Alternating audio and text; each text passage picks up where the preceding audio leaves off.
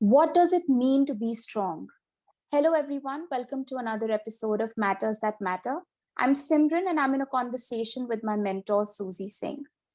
Susie, during this pandemic, so many people have suffered through a lot of loss, and everybody is going through the difficult process of grieving.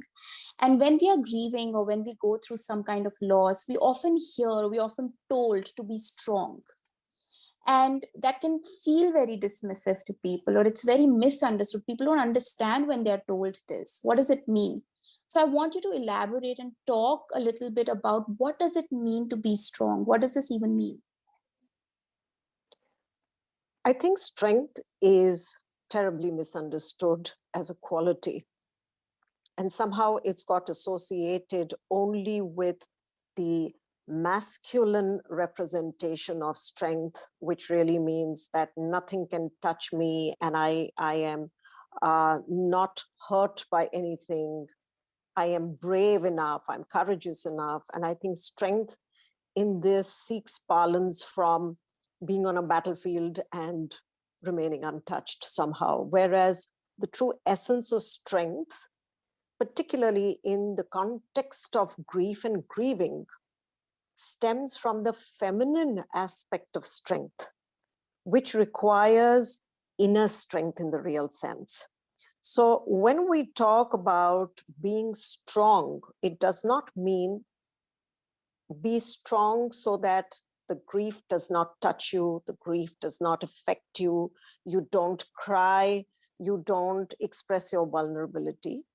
But it means that be strong in a very spiritual sense.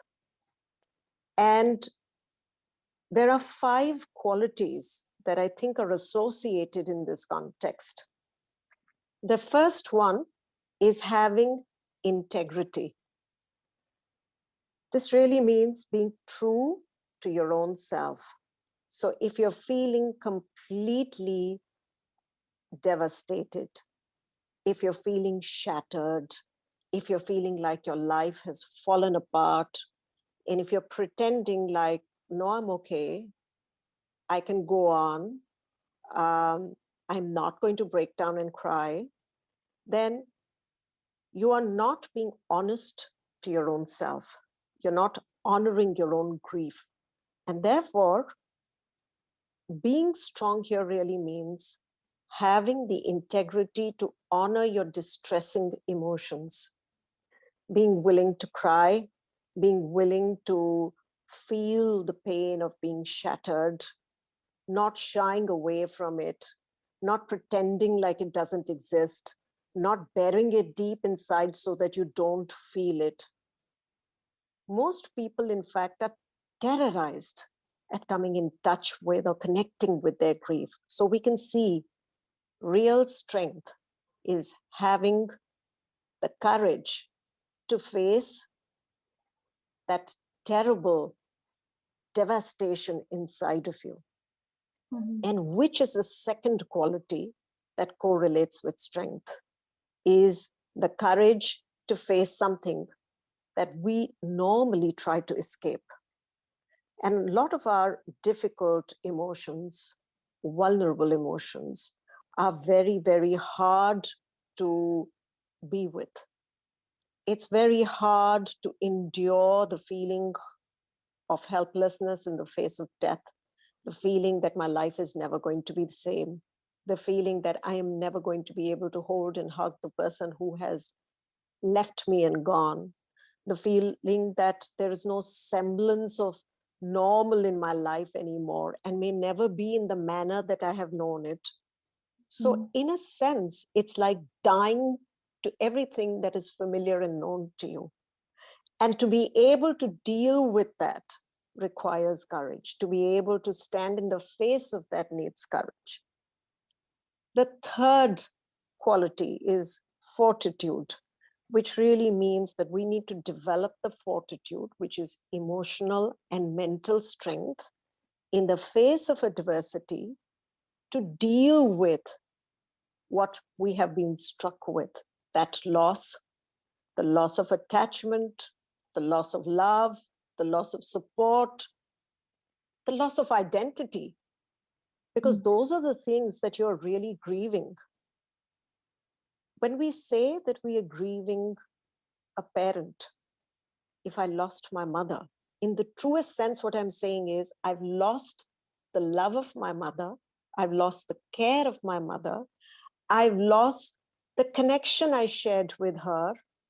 I have lost the way she supported me in the face of all odds. I have lost my source of inspiration. So as we can see, what are we really grieving is that nobody else may be able to bring to me what she brought to me, right? Right. And therefore, we find that having the fortitude to really be there and to face it, to work through it, to process it, to integrate it into your life, that requires mental and emotional strength. The fourth quality is vulnerability. None of these are possible if I am scared of being hurt. Because then I will keep myself busy, or I will pretend this hasn't happened, because I am so scared of getting in touch with the depth of my grief. And what grief demands of me is that I sink to the bottom of my darkness, the bottom of my ocean of misery, and I drink that poison. I am willing to literally taste it. I have to drink it. I have to digest it. I have to integrate it. I have to let it color my life and then transform me to be able to not be so terribly shattered by it anymore. And finally, it requires compassion. Compassion is the ability to suffer along with either myself, if I am talking of self-compassion, or compassion towards others and suffering along with their suffering, which really means becoming one with their suffering as they share of their lives. This is truly the most feminine quality that holds all of these others together, these qualities that I've spoken of. And I have just gotten off another panel discussion on grief and loss. And there is one thing that I wish to bring everyone's attention to. None of these things are possible if we have not learned to be with our emotions. Yes. Unless we have learned to work with our own selves, attune to our own grief, attune to our own pain, we cannot bring that degree of presence. We cannot hold the space for others. We can only offer the quantum or the capacity of what we have. So if our capacity to bear our own uncomfortable emotions is very low, we will be very distressed when somebody else suffers a loss also, and we will not be comfortable being around them. We'll be awkward about offering our condolences. We will want to flee the scene because it will bring up my emotions, and I am not competent to deal with my emotions. But if I have learned to drink my own poison, then it's easy for me to drink anybody else's poison because I know how to digest it. Right? And that is the beauty. That's how we can bring compassion and our strength to others in this point in time. This is the true essence of being strong in the face of bereavement, being strong in the face of offering our condolences to others, being strong ourselves when we are grieving someone.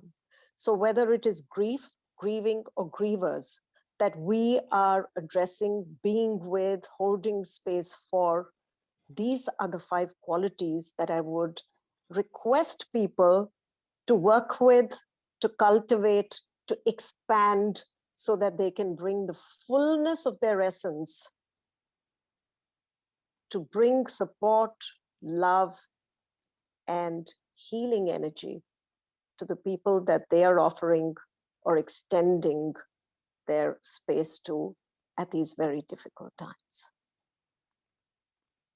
Susie, like you said, that often the definition of strength that we are conditioned into is very false, but because we've heard it so many times in our lives, it's almost become a reflex for so many of us. Even our inner voice tells us to be strong whenever there is an emotion that rises up to be felt. So whenever somebody feels the urge to say this to someone, that you should be strong, or even to ourselves, to block away our emotions, what should be our response instead? What is an alternative response that we can offer to ourselves and other people if this arises for us? I think having this knowledge about what is the true way to grieve, what is the true way to be strong, it's that wisdom, that understanding that is really going to serve us. Because the question is not about pointing the error out to another person. The question is, how do we work with it? And if we have embraced this understanding, then it's simple for us to be able to bring it to whosoever we are working with. Right. So I think what I understand from this is that to be truly able to hold space up for somebody else, we have to start the work from our own selves and start by processing our own emotions to be ever able to help somebody else. Thank you so much, Susie. I think this is a very, very important topic to discuss because of how commonly used this phrase is. If you find this video helpful, please like, share, and subscribe to this channel. Thank you for watching, and we will see you soon.